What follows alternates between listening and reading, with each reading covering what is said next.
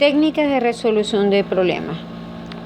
Como primera técnica está el método cartesiano, que fue creado por René Descartes. Consiste en el escepticismo metódico, donde se duda de cada idea que pueda ser dudada.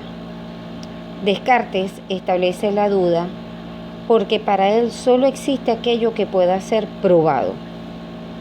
El método es también conocido como el discurso del método, porque consiste en la aplicación de la duda metódica. Es decir, que se duda sobre todo o cualquier verdad que es exhibida frente a los sentidos. Así se logran reconocer las verdades que toleran la duda metódica. Estas verdades mayores sobre las que se erige una idea de la realidad.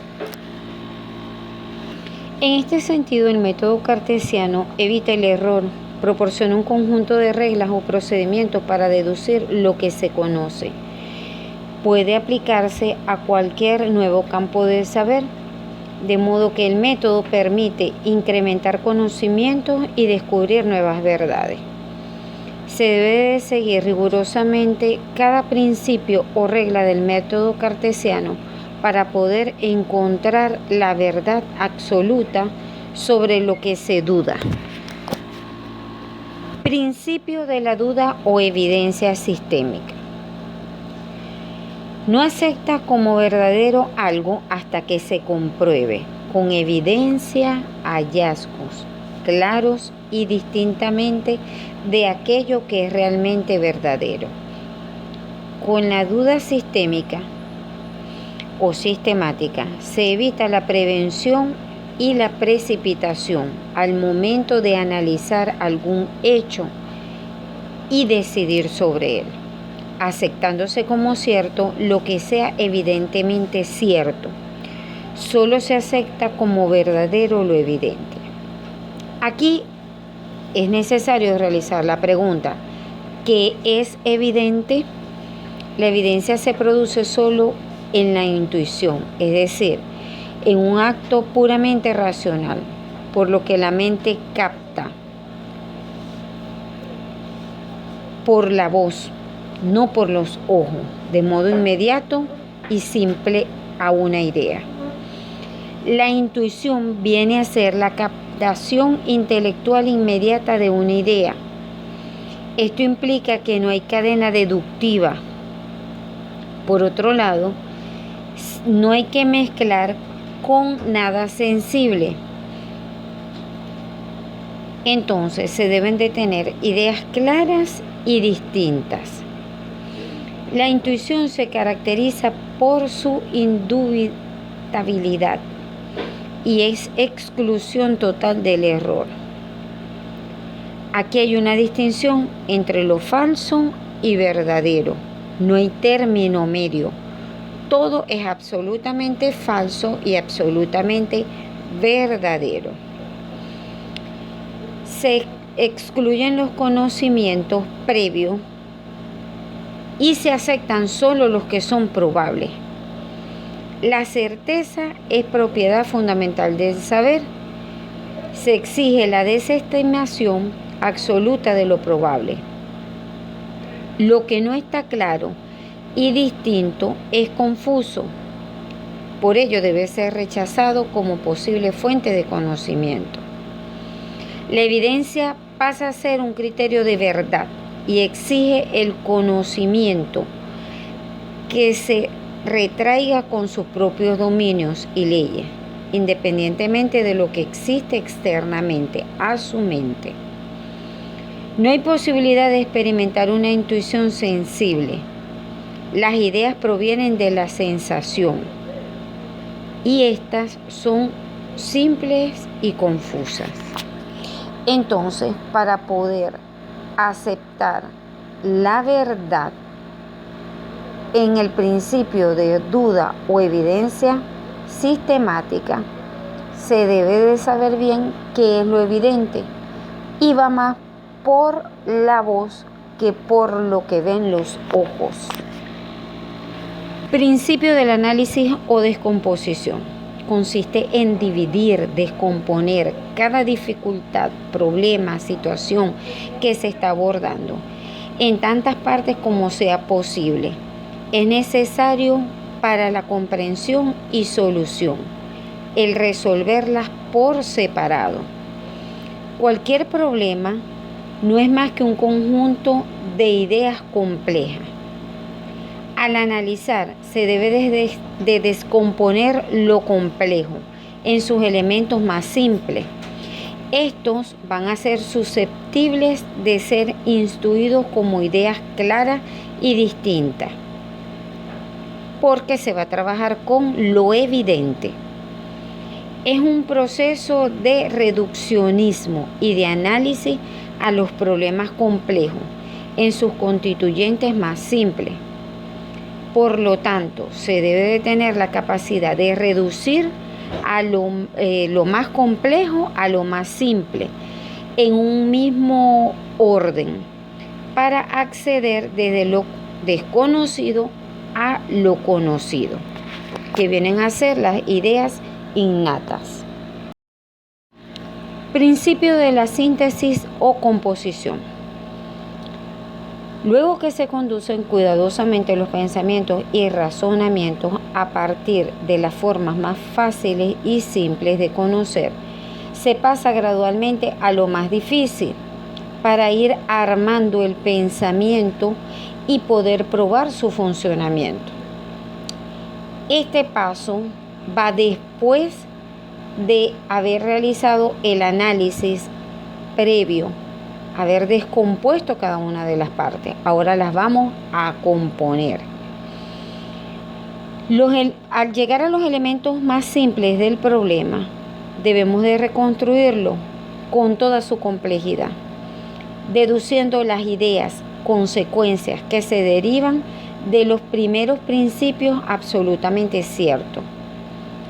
La síntesis es un proceso ordenado de deducción, en el cual las ideas se encadenan, se entrelazan con otros necesariamente. En el proceso deductivo no solo se reconstruye lo complejo a partir de lo más simple y verdadero, además se amplían los conocimientos con nuevas verdades. Esto es lo que se conoce. Se accede a lo desconocido mediante el proceso ordenado y riguroso, concatenando cada una de las ideas. En la síntesis se complementa el análisis y se va en búsqueda de nuevas verdades. Principio de la enumeración o de la verificación. Busca hacer verificaciones, recuentos, revisiones, para asegurarse de que nada de lo que se analizó, descompuso anteriormente y se volvió a componer fue omitido o pasado por alto. Aquí se comprueba si la evidencia es falsa o verdadera. Se va a comprobar y a revisar que no haya habido ningún error en los procesos anteriores. ¿Cuáles son? El proceso analítico sintético. De esta manera, la comprobación intenta comprobar de una sola vez y de manera intuitiva la globalidad del proceso que se está estudiando. Se parte de la intuición y se vuelve a ella. Una vez comprobado el proceso, se puede estar seguro de su certeza. Brainstorming, también conocido como lluvia de ideas, es una herramienta de trabajo en grupo. Esta favorece el origen de nuevas ideas sobre un problema o una situación. Lo que se pretende con esta técnica es generar nuevas ideas originales en un ambiente relajado donde los participantes del equipo pueden emitir cada una de sus ideas respecto a una situación. Dichas ideas luego se van a evaluar, a valorar para llegar a un consenso final. El brainstorming fue propuesto por Alex Osborne en 1941 en la búsqueda de propuestas originales es un proceso interactivo de un grupo no estructurado donde se crean las mejores ideas que los individuos van a ir resaltando de manera individual. De esta manera, cada uno tiene la oportunidad de hacer sugerencias o recomendaciones sobre un tema en específico. Se aprovecha la creatividad de cada participante para poder obtener conclusiones reales, claras, objetivas. De acuerdo con esta técnica, la interacción entre los distintos integrantes del grupo potencia la creatividad por cuanto genera nuevas ideas. No se trabaja individualmente, se trabaja de manera grupal. Y el consenso al cual se llega para dar solución a una situación específica es de manera grupal. Los usuarios aquí se retroalimentan con las ideas de los otros integrantes, lo que propicia el crecimiento de cada uno de los integrantes del grupo. Utilidad de las tormentas de ideas. Se utiliza cuando se desea generar una gran idea sobre un aspecto en específico, por ejemplo, cuando se quiere emprender un negocio y no se sabe qué crear.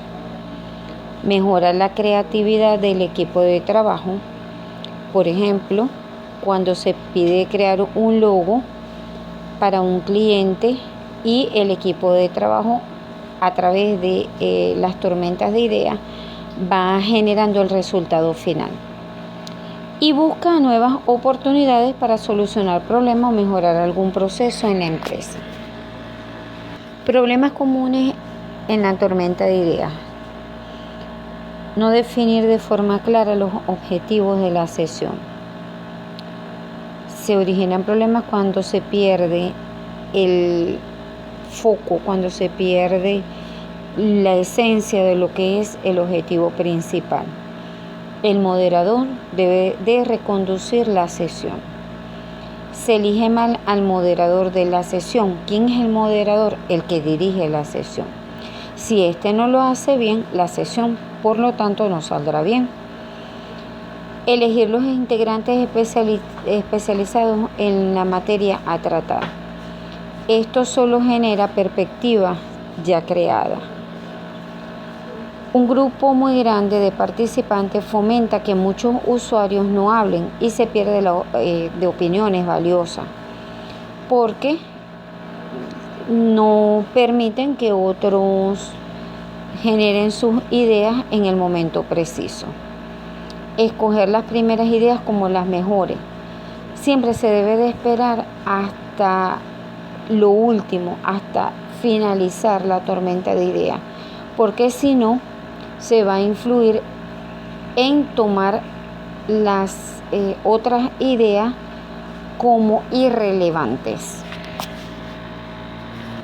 Conceptos elementales que se deben de tener en cuenta cuando se va a generar la tormenta de ideas para que no ocurran los errores frecuentes y que lleven al fracaso de esta técnica.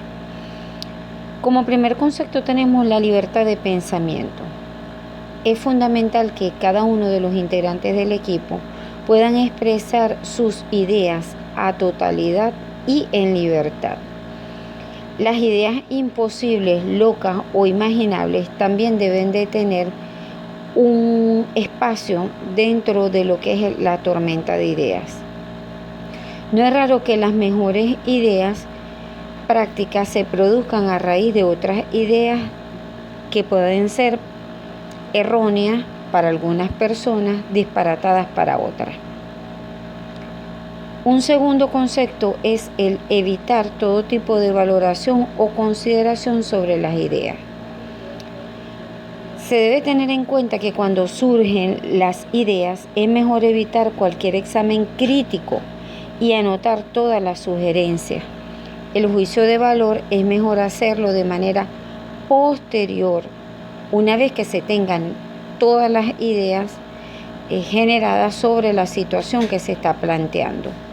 Para ello se sugiere que ese valor crítico se realice un día después de haber generado. Recomendaciones para crear una tormenta de ideas. El número de participantes no debe estar en exceso. Normalmente debe ser entre 3 y 5 personas.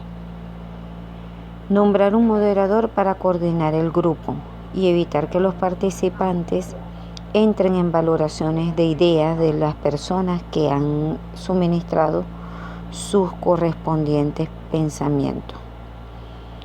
Procurar que el grupo sea lo más diverso posible en lo referente a edad, sexo, profesión, puntos en la empresa y puestos desarrollados durante años, experiencia. Nombrar un secretario para registrar las ideas. Aquí lo más recomendable es escribir las ideas en una pizarra para que todos los participantes puedan verlas, analizarlas, visualizarlas. Un ambiente relajado debe de establecerse entre cada uno de los participantes para crear un flujo creativo con mayor intensidad. Esto favorece comenzando con una pequeña sesión de calentamiento abordando un tema o problema imaginario para luego establecer y abordar el tema que se va a discutir. Otra recomendación es limitar la sesión a 20 o 30 minutos. Debe haber un intervalo entre 20 y 30 minutos para evitar la pérdida de interés por parte de los participantes, ya que se cansan, se fastidian, se fatigan y comienzan a hablar de otras cosas que no sea lo que se está discutiendo. Lo ideal es analizar y evaluar las ideas al siguiente día de la sesión. En este análisis se puede ser interesante y dividir las ideas en 3 grupos diferentes. Ideas que se puedan utilizar de manera inmediata, ideas para investigar, estudiar, pensar, profundizar, nuevas ideas o maneras de abordar el problema, la situación que se está estudiando, que se está analizando. ¿Por qué el día siguiente? Porque la mente está fresca, se han generado nuevas ideas, se han analizado los puntos de vista que se han establecido el día anterior, la persona no está cansada, está más relajada, entre otros factores que inciden en tener una mayor eficiencia y eficacia al momento de volver a retomar el tema. Pasos o fases para crear una lluvia de ideas. Primero se debe establecer un tema o problema a abordar. Hay que nombrar una persona para que se ocupe de dirigir el tema que se está discutiendo. Debe de haber una explicación sobre los procesos antes de empezar con la lluvia de ideas, para que todos estén claros en lo que se va a discutir, cómo se va a discutir, el tiempo que tienen dispuesto para ello, cuál es la dinámica que se va a desarrollar. Una vez que esto se haya efectuado, se inicia el proceso, comienzan a aportarse las ideas de manera libre, sin que hayan valoraciones ni restricciones. Se le da participación a cada uno de los integrantes del equipo. Luego se enumeran las distintas propuestas que van surgiendo, las cuales se deben de anotar en una pizarra, en lo recomendable, como herramienta para crear el brainstorming. De esta manera no se olvidan las ideas principales y se obtiene el máximo rendimiento de cada una de ellas. Se puede visualizar si está haciendo falta otra idea o se generan nuevas ideas al respecto. De igual manera, al establecer un tema o problema a abordar, se debe de evitar que hayan repeticiones de ideas. Por eso es la importancia de tenerlas escritas en una pizarra para que todos la visualicen. Algunas herramientas para generar la tormenta de ideas permiten valorarlas Aquí se trata de ofrecer una opinión constructiva y no de crítica, para que la persona que haya suministrado su idea no se sienta cohibida. Una vez que no hay más ideas, se finaliza con la tarea. Por ello, el último punto que se discute en este paso es ordenar y analizar las distintas propuestas para valorar su uso y su viabilidad en la realidad. El segundo paso es el de establecer reglas básicas. Existen 4 reglas principales que hay que seguir al hacer una tormenta de ideas o brainstorming. 1. Suspender el juicio. Durante el proceso de generación de ideas, no se debe realizar ninguna valoración o crítica sobre estas. Solo se deben de escribir las ideas. La valoración se realiza después. Esta regla es muy importante y quizás sea la más idónea para que las personas puedan seguir, ya que estamos entrenados para ser analíticos y prácticos. Si cohibimos a las personas, no lo van a lograr. La otra regla es pensar libremente. Las ideas deben de fluir, ser lo más prácticas. Estas nacen y de ellas surgen nuevas ideas. Muchas de las ideas son inviables, otras son muy pertinentes. Por lo tanto, hay que dejarlas fluir, que ellas surjan de manera dinámica, de manera espontánea. Es importante en una sesión de brainstorming efectiva que los usuarios piensen libremente y tengan ideas imposibles para que éstas generen nuevas ideas que sean posibles. De esta forma se consigue salir con ideas lógicas y habituales, fomentando así la creación de nuevas soluciones. Es más fácil perfeccionar una idea que crear una nueva. Otro concepto a considerar es más cantidad de ideas es mejor, debido a 2 razones. En primer lugar, las primeras ideas suelen ser las obvias, las usuales, es decir, las ideas que no son creativas ni originales. En segundo lugar, cuantas más ideas se recojan, más opciones se tendrán para transformar, combinar y escoger. Por eso, es una práctica habitual en las sesiones de brainstorming fijar un número mínimo de ideas antes de llegar a la finalización de la reunión, para poder recopilar el mayor número de ideas posible. El último concepto es el de factor multiplicador. Este implica combinar ideas para conseguir una mejor o mayor idea a la habitual. También se deben de usar los conceptos propuestos, que suelen ser un estímulo para mejorar otras ideas o variación de ideas.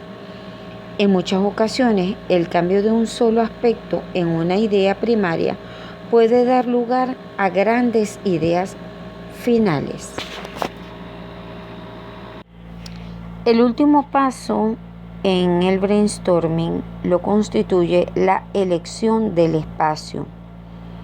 Es un factor importante por cuanto lo recomendable es que este se desarrolle en una sala grande, en un lugar grande, amplio, con gran luz natural, pizarras para escribir, un ambiente agradable, que no haya mucho frío ni exista calor, sino un ambiente agradable donde todos de manera relajada puedan emitir sus ideas respecto a la situación que se está abordando y no se sientan cohibidos al respecto. Herramientas online para hacer tormentas de ideas. Existen varias varias herramientas online que ayudan a gestionar y mejorar el brainstorming. Todas ellas son gratuitas y permiten añadir a otros participantes. Entre ellas se encuentran Idea Boards. Es una herramienta que permite crear y configurar un tablero virtual. También se puede crear una sección diferente para cada problema o situación que se necesite hacer una lluvia de ideas. Una vez que se tiene esta parte creada, se puede invitar a otros usuarios para que añadan comentarios con las ideas que se les ocurran. Además, permite realizar votaciones similares a los me gusta de Facebook, por lo que se puede utilizar para establecer un orden de prioridad a la hora de valorar las ideas. Real Time Board es muy similar a una pizarra virtual colaborativa, donde se pueden añadir comentarios e ideas en forma de post-it. Se trata de una herramienta muy fácil de usar. Se pueden usar plantillas predeterminadas y añadir archivos directamente desde Google Drive o desde el ordenador. Cada versión gratuita se puede crear hasta 3 tableros de brainstorming, compartirlo con hasta 3 personas. Freeplane es una herramienta donde se pueden crear mapas mentales, ayudan a estructurarlos. Su funcionamiento es simple. Primero se añaden todas las ideas principales. Durante el brainstorming se organizan con líneas, nodos y estilos. Se visualiza el resultado y se utilizan filtros para mejorar la experiencia. Además, se puede configurar en él tareas, recordatorios para presentar el resultado como si fuese un presi. Google es una herramienta que sirve para captar diferentes matices sobre un tema muy visual y compartirlo con usuarios. Este diagrama se puede añadir imágenes, configurar colores y dibujar enlaces. También tiene un aparato inspirador donde se pueden ver diagramas que se han creado con otros usuarios. Con el plan gratuito se pueden crear 3 diagramas privados, pero públicos todo lo que se quiera. Una vez terminado, se puede exportar en PDF o en formato PNG. Wizmapping es un proyecto de código abierto donde se puede colaborar con otros usuarios y crear mapas mentales con colores, iconos personalizados. Una vez que se haya terminado, se puede exportar. Ideament es una aplicación que sirve para crear mapas mentales, conceptuales y diagramas de flujo, donde se va a colocar, organizar y direccionar una idea o problema. Una vez terminado, se puede exportar la información en un esquema de texto, compartirlo por correo electrónico, Google Drive o en formato de imagen. Técnicas de brainstorming. A continuación se presentan técnicas que ayudan a la generación de ideas en una sesión de brainstorming. Está la técnica de la tormenta de ideas inversa. En lugar de buscar soluciones para un problema, se puede focalizar en la búsqueda o creación de problemas para prever posibles dificultades. Se puede realizar un análisis FODA, donde se van a explorar las fortalezas, debilidades, oportunidades y amenazas existentes en la situación que se está abordando. En ello se va a conocer lo que piensan los participantes de la organización, procesos y actividades de la empresa. Otra técnica es la de implementar dificultades, por cuanto creando estos obstáculos en una sesión creativa se va a buscar diferentes acercamientos al problema. Por ejemplo, se puede prohibir utilizar determinadas palabras. Finalmente está el uso de mapas mentales, una herramienta donde se va a hacer la representación gráfica de las ideas generadas en la sesión. Esto ayuda a generar puntos y favorecer el foco o la apreciación dentro de un segmento concreto del problema y no repetir las ideas redundantes durante el primer proceso de generación de ideas. Técnica de análisis campo de fuerza. Como pueden visualizar en la figura, esta técnica se representa gráficamente determinando el estado actual, colocando el cambio deseado y llegando a un estado deseado finalmente. El estado actual está representado por las fuerzas impulsoras y el estado deseado tiene a las fuerzas restringentes. Ahora bien, veamos en la siguiente lámina a qué se refiere la técnica de análisis de campo de fuerza. La técnica de análisis del campo de fuerza fue desarrollada por Kurt Lewin. Es una herramienta que se utiliza para tomar decisiones durante diversos programas de gestión de cambio en una organización, por cuanto ayuda a identificar y analizar las fuerzas a favor y en contra del cambio o la implementación de una solución propuesta. Es utilizada en momentos donde la organización busca el cambio y o proponer mejoras en los departamentos, procesos, implementación de nuevas herramientas o cualquier otro ámbito que suponga introducir un elemento nuevo, enfrentando así los posibles elementos impulsores y los que puedan frenar a este cambio que se espera tener dentro de la organización. Una vez que se prevén establecer estos cambios, surgen dos elementos, uno denominado fuerzas impulsoras y el otro denominado fuerzas represoras. Las primeras, que son las fuerzas impulsoras, favorecen al cambio y las segundas, que son las fuerzas represoras, son las que van a evitar este cambio. De tal manera que se enfrentan ambas en un diagrama representado por un peso, un valor que se le va a dar a cada una de ellas, conociendo lo factible que pueda llegar a ser el cambio dentro de la organización.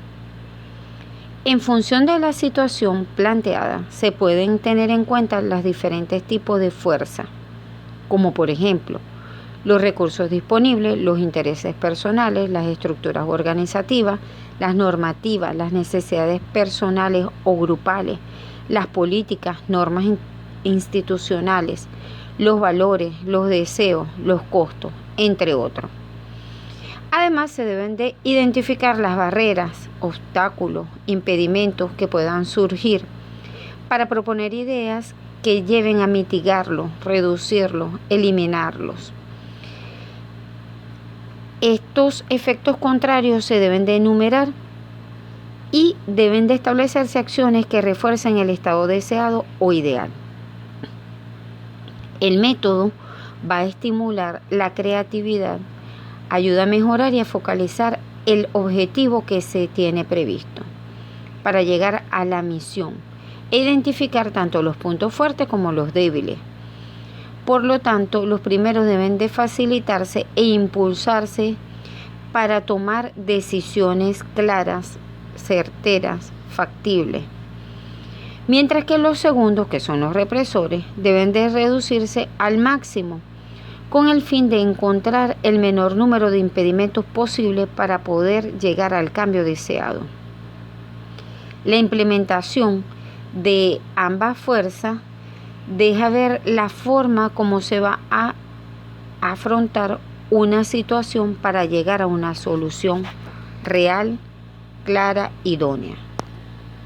Aspectos que se deben de tomar en cuenta al aplicar la técnica del campo de fuerza. 1. Tener claro cuál es el objetivo con el cual se va a trabajar y hacia dónde se va a dirigir la visión del trabajo. 2. Realizar un brainstorming, con lo cual se pueden generar las fuerzas impulsoras a tratar. 3. Realizar otro brainstorming para establecer las fuerzas restringentes o restrictivas. 4.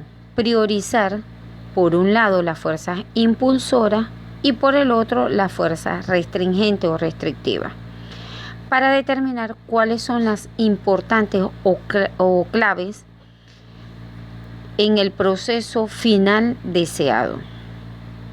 Quinto, enfrentar las fuerzas y conocer cuál de ellas tiene más peso, más valor, es decir, si tiene más poder la fuerza impulsora o tiene más poder la fuerza restrictiva. De este modo, se pueden establecer correctivos para controlar un hecho o el otro, maximizando unas y llevando a su reducción a las indeseadas o a las que son restrictivas. Para esto, dentro del diagrama se pueden añadir las columnas indicando el grado de poder, dándole un valor a cada una de las fuerzas. Se deben de ponderar cada una. Finalmente, se deben de implementar los cambios siguiendo el espíritu de mejora continua, mediante la tangibilidad de los cambios. Una vez que se ha parametrizado la eficiencia de esta, o sea, se han ponderado, mediante el uso de indicadores que reconozcan o no el aporte de los cambios introducidos al proceso. Proceso para crear un campo de fuerza. Primero se debe de definir claramente la situación de equilibrio actual, el nivel de rendimiento, productividad que hace falta mejorar y determinar los resultados deseados. Luego se deben de identificar las fuerzas impulsoras y las fuerzas destructivas o restrictivas que existen en la organización, el medio ambiente, los empleados y los trabajadores. Puede combinarse aquí la utilización en esta etapa del diagrama de Ishikawa. Se deben tratar de trazar las flechas en la figura de una longitud proporcional a la magnitud de la fuerza, pudiendo ello indicarse también con números. Por ejemplo, 1 es muy reducida, 2 es reducida, 3 es mediana, 4 elevada y 5 muy elevada. De este modo se está ponderando cada fuerza, tanto las impulsoras como las restrictivas. Y así se puede visualizar mejor la manera de cuál es el peso que tiene cada una de ellas dentro de la decisión que se va a tomar. El siguiente paso es analizar cuál de las fuerzas restrictivas puede ser suprimida o reducida y cuál puede ser impulsora y puede añadir o reforzar. Luego debe hacerse una prueba para ver si el análisis es suficientemente complejo, es decir, si incluye la motivación de personas influyentes, fuerzas exteriores, políticas, procedimientos y prácticas administrativas. También se debe de considerar la naturaleza de las costumbres, necesidades individuales, las aportaciones financieras y los materiales requeridos para lograr el cambio. Finalmente, se debe de preparar un plan de acción tendiente a establecer el cambio que se ha propuesto. Ahora bien, una vez explicado los pasos para crear el análisis de campo de fuerza, se tiene aquí un esquema que facilita la elaboración. ¿Cómo hacer un análisis de campo de fuerza? Hay 10 pasos establecidos. 1. Se debe de identificar y definir el cambio, tal como se dijo anteriormente. Para hacerlo, se debe de extender el estado actual de las cosas y establecer las metas que se deseen alcanzar.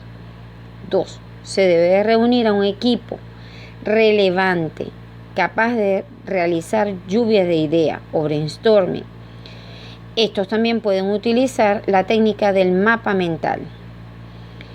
Estos van a indicar los factores con mayor probabilidad de ser cambiados y los que van a ser más impactados. 3.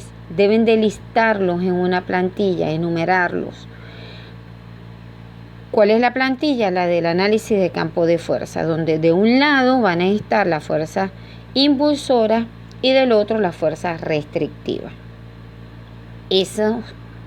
Cada uno de ellos se van a valorar para poder tener una ponderación lógica y poder visualizar su peso dentro del cambio que se desea realizar. Cuarto, se debe compartir el diagrama de análisis de campo de fuerza con el equipo que se ha creado. Debe de tener acceso fácil a la información este equipo y si lo requiere pueden modificar esas ponderaciones. Quinto, se debe hacer una lluvia de ideas e identificar los factores que pueden mostrarse resistentes al cambio. Estos también se deben de listar en el diagrama que se está construyendo. 6. Implica el punto donde se van a evaluar las fuerzas de conducción y las fuerzas de sujeción, es decir, las fuerzas impulsoras y las fuerzas restrictivas. Se van a clasificar en fuertes o débiles según el impacto que tengan. Ya ellos anteriormente se debieron de haber calificado ponderado. Séptimo, se deben examinar cada una de las fuerzas y tratar de verificar cuál es flexible y si tienen alguna capacidad para ser influenciada. 8. Se debe de desarrollar una estrategia para fortalecer las fuerzas motrices, que son las fuerzas impulsoras, y minimizar las fuerzas de impacto o las fuerzas restrictivas. 9. Se deben de identificar los recursos requeridos para implementar las estrategias que se van a crear y los pasos a seguir luego que se determine cuál es la fuerza que tiene mayor peso y cuál es la que se va a utilizar. Además del lado restrictivo, cuáles son las que se van a eliminar. Por último, en el punto 10, se pueden utilizar un mapa de procesos para delinear los pasos a seguir luego que se han alcanzado cuáles son las fuerzas restrictivas y cuáles son las fuerzas impulsoras más determinantes. En la figura podemos visualizar un ejemplo. En el estado actual tenemos un automóvil viejo. El cambio deseado es un automóvil nuevo. ¿Cuáles son las fuerzas impulsoras? Está la rebaja, bajas tasas de financiación, costo de reparación del automóvil viejo, símbolos de estatus. En la fuerza restrictiva están los pagos más altos, mejor un bote, es otra alternativa. Esposa, esposo, querrá también uno. El automóvil viejo no se ha pagado. El trabajo no es muy seguro. Hijo en la universidad. Pagar cuentas. Así se están determinando cada una de las fuerzas impulsoras y restrictivas dentro del cambio deseado, que es la adquisición de un nuevo automóvil. Una vez que se han establecido las alternativas, tanto impulsoras como restrictivas, ellas se deben de ponderar en virtud del grado de importancia que tiene. Teníamos una ponderación del 1 al 5. Y de allí, el que tenga mayor valor es el que va a tener mayor peso en la decisión que se va a tomar para llegar al cambio final. Diagrama de Pareto. El principio de Pareto fue descrito por el economista y sociólogo Vilfredo Pareto, quien especifica una relación desigual entre las entradas y salidas. Este diagrama es conocido también como la regla 80-20 y ley de los pocos vitales. Recibe este nombre porque el principio establece que el 20% de lo que entra o se invierte es responsable del 80% de los resultados obtenidos. Dicho de otra manera, el 80% de las consecuencias se derivan del 20% de las causas. También se conoce como la regla de Pareto o regla 80-20. De esta manera, el diagrama de Pareto se presenta como una gráfica que organiza valores. los cuales están separados por barras y organizados de mayor a menor, de izquierda a derecha respectivamente. La gráfica permite asignar un orden de prioridades para la toma de decisiones de una organización y determinar cuáles son los problemas más graves que existen para resolverlos de primero.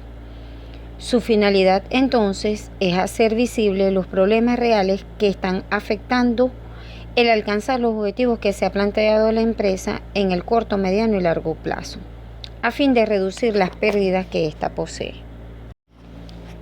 En este sentido, el diagrama de Pareto está conformado por una estructura que se divide en tres partes. El eje Y izquierdo, que viene a ser la frecuencia de la ocurrencia del problema. El eje Y derecho, que es el porcentaje acumulado del número total de ocurrencias. Y la parte inferior del eje X, donde se muestran los problemas, quejas, defectos o desperdicios que se presentaron. El principio no estipula que todas las situaciones vayan a mostrarse exactamente en esta relación. Se refiere a una distribución típica. De forma general, puede interpretar cómo la minoría de causas deriva de una mayoría de resultados. Lo más importante es que enfoca esfuerzos y concentración en el 20% de las actividades y situaciones de la vida. Sin embargo, muchas veces estas no se derivan del 20% que se han enfocado, por lo cual aquí se deben de tener en cuenta que si se trabaja con el 20%, se tiene que estar bien definido lo que contribuye al logro de los propósitos. Tiene que estar bien claro que se están realizando las tareas en las que se van a trazar las actividades que están exactamente estipuladas en el 20%. Se debe delegar tareas que no sean realmente tan importantes y se debe de aprovechar el 20%. Luego se va a obtener el resultado restante, que es del 80% del esfuerzo. ¿Cuáles son las ventajas de utilizar el diagrama de Pareto? Primero, que la empresa mejore continuamente. Segundo, existe un análisis y priorización de los problemas. Tercero, coadyuva a optimizar el esfuerzo y tiempo al centrarse en aspectos cuya mejora tendrá un impacto directo sobre la empresa. Cuarto, proporciona una visión sencilla y completa de los problemas. Quinto, hacer que la gráfica sea fácil de comprender. Sexto, estimula al equipo de trabajo en la búsqueda de la mejora continua. Y finalmente, de forma anticipada, ayuda a verificar cuál es la mejor herramienta de automatización para la empresa. La gráfica de Ichikawa o diagrama de Ichikawa fue creado por el japonés Karu Ichikawa en 1943. También es llamado diagrama de cola de pescado, diagrama causa-efecto, diagrama de Grandal o diagrama de causa. También conocido como diagrama de espina de pescado. Es un diagrama que por su estructura se ha venido llamando así en virtud de que es una gráfica sencilla donde pueden verse de manera relacional una especie de espina central, de donde surgen líneas en el plano horizontal representando el problema a analizar que se escribe a su derecha.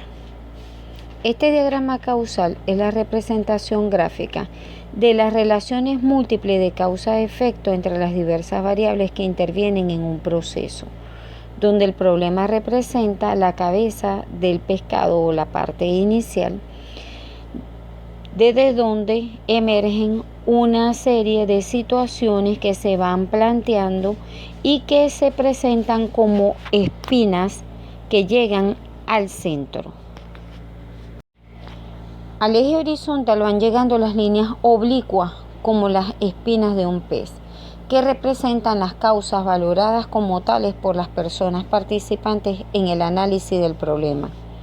A su vez, cada una de estas líneas que representan una posible causa recibe otras líneas paralelas a la línea central que representan las causas secundarias. Cada grupo formado por las posibles causas primarias y las causas secundarias que se relacionan forman un grupo de causas con naturaleza común.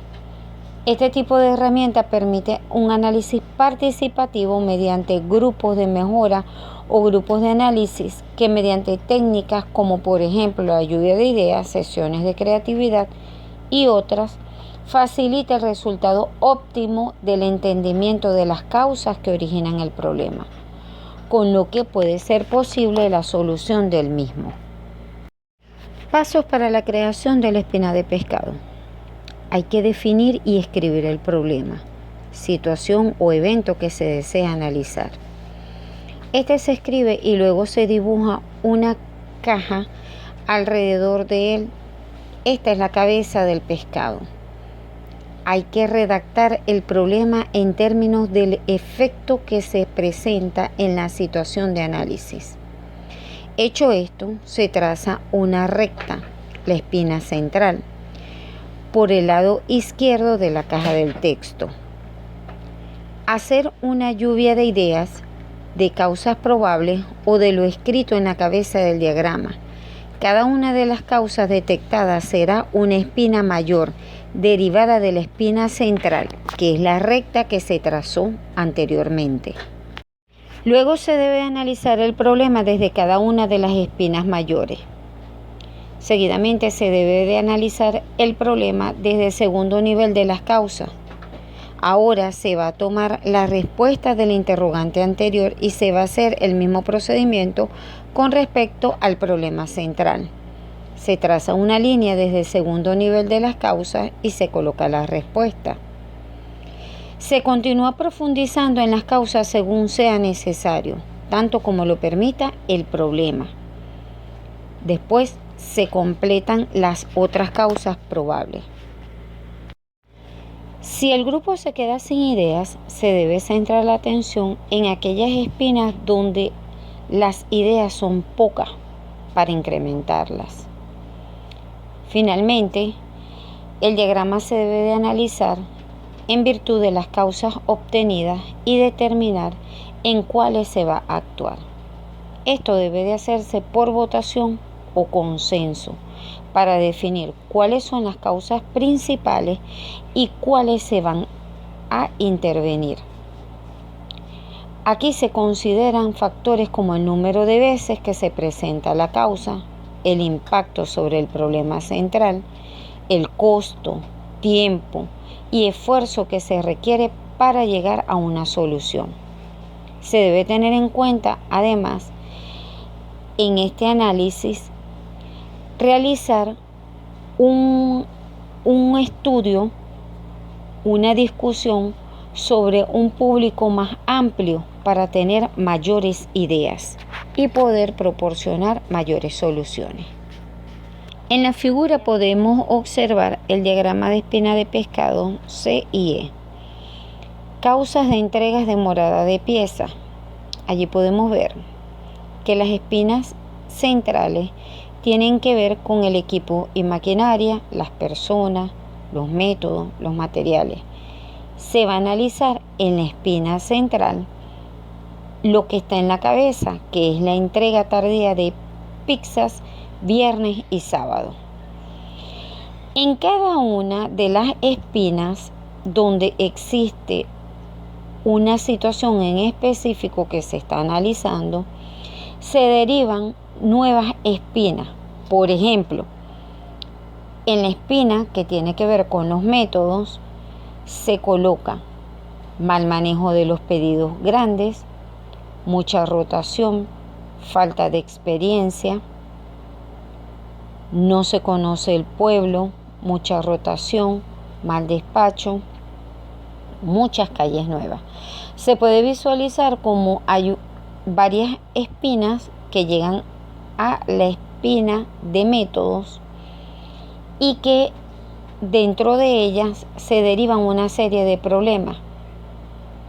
Por ejemplo, de la espina mal manejo de los pedidos existe la espina de mucha rotación y falta de experiencia. De la espina mal despacho existen otras espinas que serían las causantes de este problema, como muchas calles nuevas, no se conoce el pueblo, mucha rotación. Y así se va generando los otros problemas en la espina de pescado, que tiene un problema central referido a la entrega tardía de pizzas viernes y sábado. La siguiente técnica está constituida por el método Delphi, el cual es tomado del oráculo de los Delfos. Es una técnica de comunicación estructurada, desarrollada como un método sistemático e interactivo de predicción. Se basa en un panel de expertos. Esta técnica es prospectiva. Se utiliza para obtener información esencialmente cualitativa, pero realmente precisa acerca del futuro. Su objetivo es la consecución del consenso basado en la discusión entre expertos mediante un proceso interactivo. Su funcionamiento está en virtud de la elaboración de un cuestionario que se debe contestar y este debe ser recopilado de cada experto. Una vez analizados los resultados globales, se vuelve a realizar otro cuestionario que deberán responder los mismos expertos, tras darles a conocer los resultados obtenidos en la consulta anterior. El proceso puede repetirse varias veces hasta alcanzar cierto nivel de consenso. Finalmente, el responsable del estudio elaborará sus conclusiones a partir de la explotación estadística de los datos obtenidos. El resumen de los juicios de los expertos en forma de evaluaciones cuantitativas y comentarios escritos es provisto como retroalimentación a los mismos expertos como parte de una ronda del siguiente cuestionario. Ellos deben de dar sus opiniones y en consenso se tiende a tener una información final. Ventajas del método Delphi. Es flexible al captar diversidad de opiniones, las cuales son entregadas de forma anónima y confidencial. El consenso es logrado a través de un alto grado de confiabilidad. Permite el involucramiento de los expertos con el problema, llevando esto a su relacionamiento de forma anónima con otros expertos, lo que aporta al flujo de la información. Evita el protagonismo de uno o más expertos sobre otro, garantizando igual participación. Permite encontrar la formación de un criterio con un alto nivel de objetividad. Como desventaja se tiene que al involucrar y comunicar a diversos actores, el tiempo que pueda tomar la aplicación del método puede ser muy amplio al esperado. Requiere de expertos. Esto podría ser una desventaja dependiendo de la temática a abordar. Requiere disponibilidad de los expertos y canales de comunicación para asegurar el flujo de información. El cuestionario es vital para el éxito de la aplicación del método. De la pertinencia de las preguntas, entonces va a depender las conclusiones. Un mal cuestionario va a generar unas malas conclusiones. Es costoso. Las comunicaciones, los expertos, la documentación, entre otros, va a originar mucha pérdida de tiempo y de dinero. Pasos para aplicar el método Delphi. Se debe de delimitar el contexto y el horizonte temporal en el cual se desea realizar la previsión sobre el tema en estudio. Se debe de definir el tema, problemática o contexto a abordar y el tiempo de aplicación del método. Elaborar el cuestionario. Este debe estar acorde con el propósito del método. Quien elabora el cuestionario y lo distribuye a los expertos recibe el nombre de moderador. Se debe seleccionar el panel de expertos y conseguir su compromiso de colaboración. Aquí se deben de tener en cuenta características asociadas a su competencia, experiencia, capacidad de análisis y disponibilidad. En muchas ocasiones se aplica un filtro para predefinir a expertos por medio de criterios adicionales, en donde se tiene un número de posibles candidatos, el cual se va reduciendo con los candidatos definitivos. El siguiente paso es explicar a los expertos en qué consiste el método. Con esto se pretende conseguir la obtención de previsiones fiables, pues los expertos van a conocer en todo momento cuál es el objetivo de cada uno de los procesos que se requiere en la metodología. Luego se debe de distribuir el cuestionario para iniciar la primera vuelta. Obtenidas las respuestas, estas se tabulan y se emplea la estadística según las necesidades. Se puede utilizar la estadística por promedio, la estadística por rango, por desviación estándar, los máximos mínimos, entre otros. Luego se socializa y se comparan los resultados de la primera vuelta. Finalmente, en la segunda vuelta, se distribuyen y obtienen las respuestas. Aquí se puede elegir, elaborar y aplicar un nuevo cuestionario más específico basado en la respuesta de la primera vuelta o enfrentar directamente las respuestas obtenidas entre los expertos. Las alternativas son varias y depende del moderador, con base a los objetivos que se desean alcanzar.